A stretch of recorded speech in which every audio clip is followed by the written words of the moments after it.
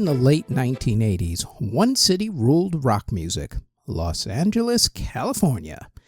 It was where hard rock snaked its tentacles out of and grabbed the rest of the world. Bands like Kiss in the mid-1970s and Van Halen in the late 1970s started the hard rock migration, but the 80s saw the rise of the hairband rock.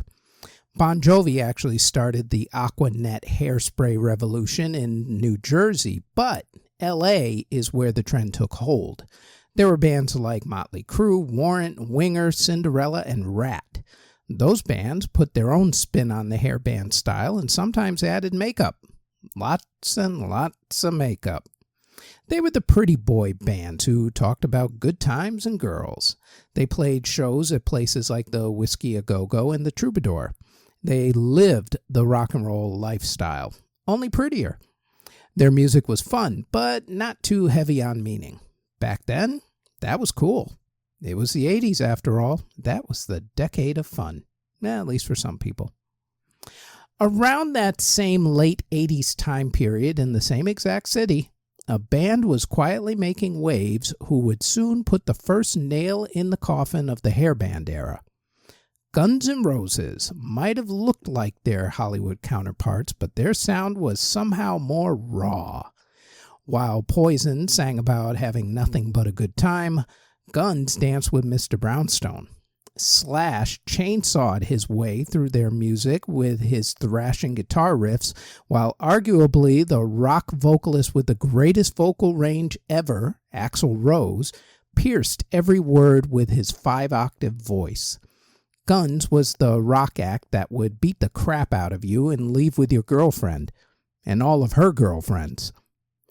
Their debut album, Appetite for Destruction, was recorded between January 18, 1987 to June 23, 1987. They tried to get super producer Mutt Lange to produce the album, but the record label didn't want to spend the extra moolah on a big-time producer. They even tried out Paul Stanley of Kiss, but he tried changing drummer Steven Adler's drum sound too much, so he got bounced. The group settled on Mike Klink, who had produced some of Triumph's albums. Recording sessions for it took place at Rumbo's Recorders in Los Angeles. The studio was owned, trivia time, by Mr. Daryl Dragon, who was the captain in the 1970s duo The Captain and Tennille of Muskrat Love fame and Love Will Keep Us Together, two of their biggest hits. The songs were already worked up by the time the group hit the studio, since they had been road testing a few of them while playing the LA club circuit. The typical way that their songwriting would work was that each member would work up part of a song on their own, and then the rest of the band would add their bits later. The group ended up having so many songs worked up that a few of them ended up on their next major releases, Use Your Illusions 1 and 2. Initial recording sessions took 2 weeks. The next month was spent with Slash overdubbing his guitar parts. Slash was really upset with his sound. His signature sound was finally found when he got a Gibson Les Paul guitar with the Seymour Duncan Alnica 2 pickups and fed it through a Marshall amplifier. Percussion parts only took 6 days, according to Steven Adler. Axl's vocals took the longest because he would sing one line at a time and would not move on until he got it exactly right. The rest of the band got annoyed with his perfectionism, but it worked for the album, so there you go. The musicians on the record were mainly the band. Axl on vocals along with synthesizers on the song Paradise City, Slash on lead guitar, Izzy Stradlin on rhythm guitar, Duff McKagan on bass guitar, Steven Adler on the drums. The only other person on the album was groupie and stripper Adriana Smith in an uncredited part on the song Rocket Queen. We'll get back to her contributions in a little while. After that was all said and done, the album was mixed at Media Sound Studios with mastering done at Sterling Sound, both studios being in New York City. Mixing was done by Steve Thompson and Michael Barbiera. Mastering for the LP and cassette versions was done by George Marino. CD mastering was done by Barry Diamant. Ted Jensen did the box set mastering at Sterling Sound Studios. Ted Jensen is also a really, really big mastering engineer who has worked on a bunch of albums that you definitely know. Mike Klink did the engineering along with the producing. However, he had Dave Riatzes, Micajah Ryan, Andy Udoff, Jeff Poe, Julian Stoll, and Victor Deglio as assistant engineers. As far as the famous album artwork went, the cover art was based on the painting Appetite for Destruction, which was painted by artist and cartoonist Robert Williams. That, however, created controversy, so the cover art instead ended up being the 5 band members' skulls on a cross, which was created by Axl and tattoo artist Billy White Jr. Andy Engel did the redrawing for the tattoo. Michael Hodgson was the overall art director and designer for the album. Band photography was shot by Robert John, Jack Lew, Greg Freeman, Mark Cantor, and Leonard McCarty.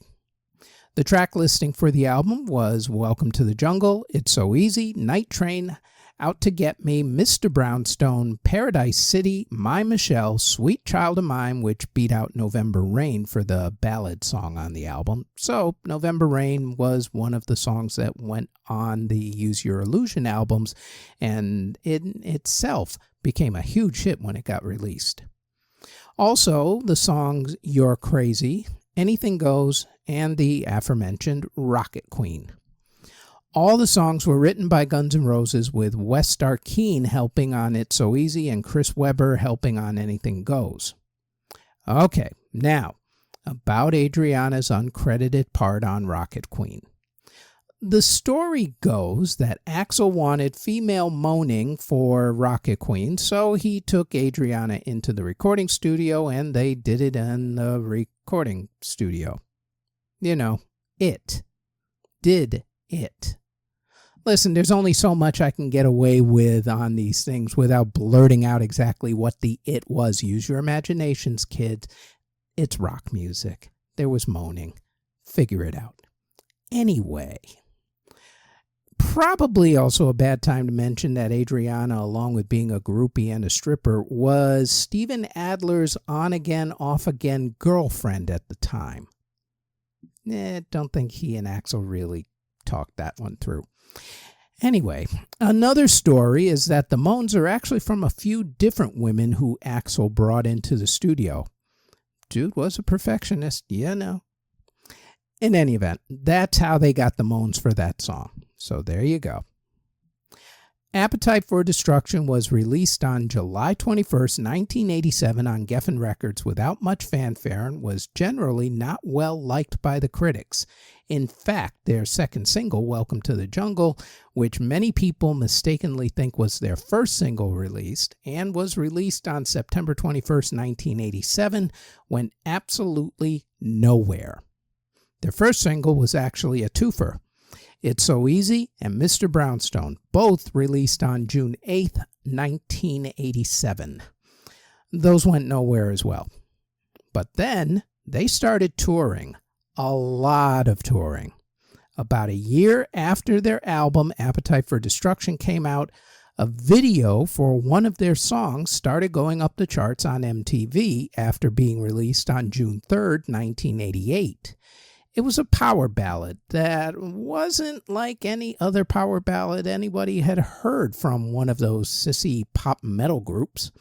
This one was harder, edgier, angrier, but still about love. Slash hated the song at first and thought it was silly. Ironically, it's mainly because of his guitar playing on it, especially his now famous opening riff, that made the song popular. After that silly little love song became popular, Welcome to the Jungle was re-released. After that, it was game over for the hair bands.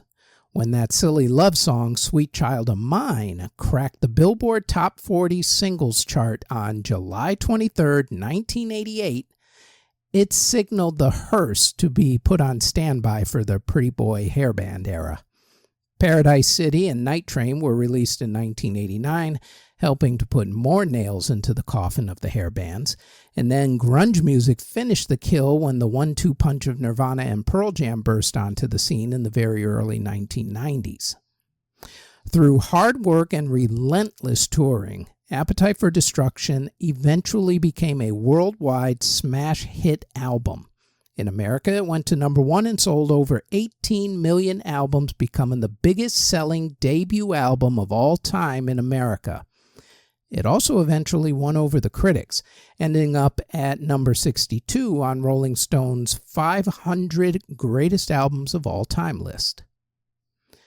The release of Guns N' Roses' iconic debut album, Appetite for Destruction, on July 21st, 1987.